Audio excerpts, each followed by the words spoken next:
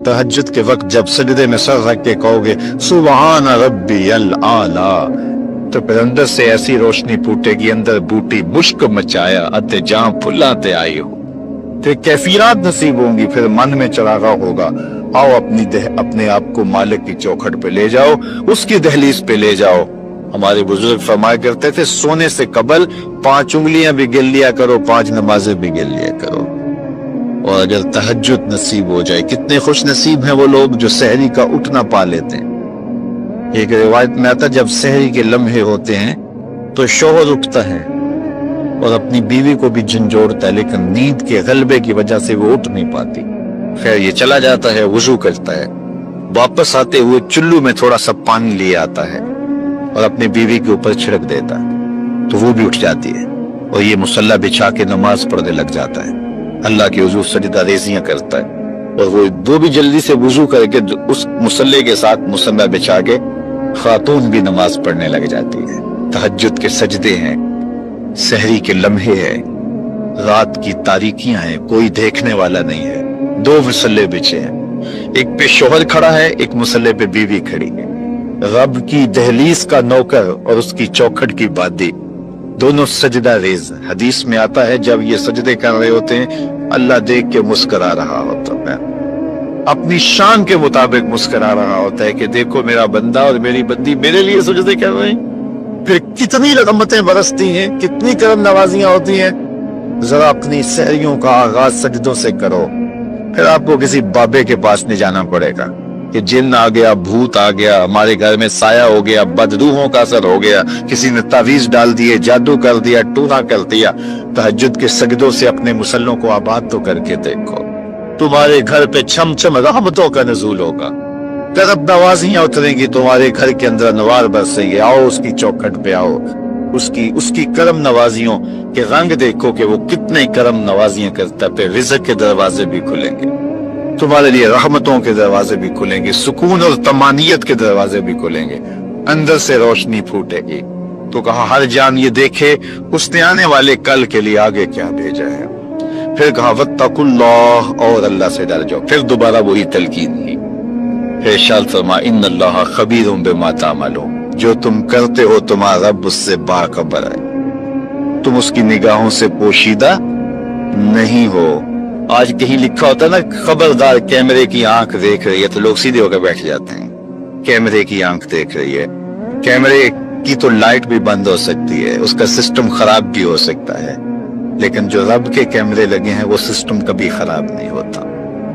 कैमरे की एक रेंज है, उससे आगे नहीं देख पाता, लेकिन मालिक की शान के अरा ज़बीबन नमलतिस सौदा, काली रात के अंधेरे में, काले पहाड़ों के सिलसिले में, गहरी गार के अंदर चींटियों के अमीक सुराख में जब चींटी चलती है तो उसके नन्हे महीन कदमों से सीना संग के ऊपर जो वहमी और गमानी लकीर बनती है, तुम्हारा रब उसको यूं देखता है जिस तरह दीवारें चीन को देखता है। उसकी नजरों से क्या हमारी खलवतें पोशीदा हैं, हमारे आमाल पोशीदा हैं, क्या उसकी नजरों से हमारे ख्याल पोशीदा हैं।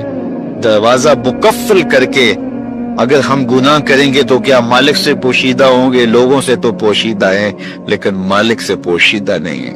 ये यकीदा जम जाए तो बंद कोठरी में भी जुर्म नहीं हो सकता। आप देखते नहीं हैं कि जब दरवाजे मुकफ्फल करके बुत के ऊपर भी मोटा खेस डाल के जुलेखा बोली है तलक यूसुफ अब तो आ जाओ, अब तो कोई नहीं देख रहा, तो जनाब यूसुफ ने कहा काला माअज़ल्लाह, मैं अल्लाह की पनाह में आता हूँ, तू अपने इस बेजान बुत और मुजस्मे से भी हया करती है और इसके ऊपर भी जो देख नहीं सकता पर्दा डाल लिया है, और मैं उससे हया न करूं जो 7वीं कोठरी में भी देखता है। फिर इतनी रोशनियां बरसती हैं, इतनी रोशनियां बरसती हैं कि गुनाह का तसव्वुर भी मुहाल होता है, और यूसुफ भागते हैं तो अल्लाह दरवाजे को शादा करता चला जाता है। तो आओ तो इस चौखट पे, तो वो तो बंद कमरों के माहौल देखता है, उससे तो कोई चीज पोशीदा नहीं है। ये यकीन उतर जाए, रूह में जम जाए, तो फिर जिंदगी संवर जाती है। और मैं आपको एक और बात अर्ज करना चाहता हूँ कि बतौर सुन्नी आप तो ये भी अकीदा रखते हैं कि रसूल करीम की निगाहों से कुछ पोशीदा नहीं है, तो क्या ये अकीदा 3 घंटे के मुनाजरे के लिए रखा हुआ है कि अमल पे भी इसका कोई असर है? اگر عمل پہ کوئی اثر ہے تو پھر بند خلوت کدے میں بھی جرم کرتے شرم آئے کہ رسول اللہ کی نگاہوں سے تو کچھ پوشیدہ نہیں ہے، پھر ہماری خلوتیں جو ہے وہ پاک ہو جائیں، ہماری جلوتیں پاک ہو جائیں، ہم رسول اللہ کی نگاہوں سے بھی پوشیدہ نہیں رہ سکتے۔ ان کی نگاہیں دوربین بھی دیکھتی، ہمارے رب کی نگاہیں بھی دیکھتی، حضور اللہ کی عطا سے دیکھتے ہیں۔ تو جب یہ عقیدے جم جائیں گے، روح میں اتر جائیں گے، تو زندگی میں نظم پیدا ہو جائے گا۔ جہاں کوئی سیکورٹی نہیں پہنچتی، کوئی عقیدہ نہیں پہنچتا، کوئی جو ہے وہ کیمرہ نہیں پہنچتا، وہاں یہ عقیدہ پہنچتا ہے، ان اللہ خبیر بما تعملون، جو تم کرتے ہو تمہارا رب اس سے باخبر ہے۔ اللہ تعالیٰ جل شانہ نے اس شخص کی کہانی کو بیان کیا ہے جو قیامت کے دن جہنم کی طرف جا رہا ہوگا۔ کچھ لوگ اسے پوچھیں گے ما سلککم فی سقر، کہ تم جہنم میں کیوں جا رہے ہو؟ تو وہ جواب میں کہے گا لم نک من المصلین، کہ ہم نماز نہیں پڑھا کرتے تھے۔ آج جہنم میں جانے کا سبب نماز نہ پڑھنا ہے۔ پوری دنیا کے اوپر اس وقت اسلام کو رسوا کیا جا رہا ہے، اور ہمارے اعمال اور ہماری کرتوتیں ہم کو جہاں پھینک چکی ہیں وہ بھی کسی سے مخفی نہیں ہے۔ تو میں اس دارالعلوم کو غنیمت سمجھتا ہوں کہ یہاں سے فارغ ہو کر کے جانے والے علماء آنے والے دور میں روشنی کے چراغ ہوں گے۔ اور میرا اگر یہ اعتقاد پہ ٹھیس پہنچ جاتی ہے تو میرے لیے پہلے بہت مشکل ہے اس نظام کو لے کر کے چلنا۔ بڑا مشکل ہوتا ہے کسی کے آگے جا کے جھولی پھیلانا اور اس سے فنڈ مانگنا۔ مجھے بڑی اچھی طرح یاد ہے کہ ایک دفعہ میں ایک شخص کے پاس گیا تھا، تو اس نے وہ گھومنے والی کرسی پہ بیٹھا تھا اور رخ پھیر کے دوسری جانب کر کے ساتھ والے ساتھی کو کہنے لگا آپ کا کیا حال ہے؟ تو میں وہیں سے اٹھ کر کے آ گیا تھا۔ تو میں نے اپنے طلباء سے کہا تھا کہ بھوک کاٹ لو گے، لیکن میں دوبارہ کسی کے پاس کسی کے گھر میں جا کے نہیں مانگنا ہے۔ ہم اتنے پریشان تھے کہ حال دل سوزاں، ان سے بھی کہا کہ جو غم گسار نہ تھے۔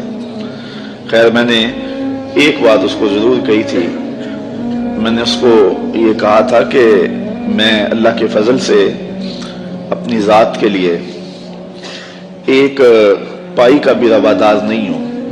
یہ سوکھا کام نہیں ہے، بڑا مشکل کام ہے۔ میں اس پورے مجمع میں کہہ رہا ہوں، پوری دنیا میں کہتا ہوں کہ کوئی ایک شخص بھی اٹھ کر کے میرا طلب کرنا تو دور کی بات ہے، میرے رویے کا لالچ بھی بتا دے تو میں دین کا کام کرنا چھوڑ دوں گا۔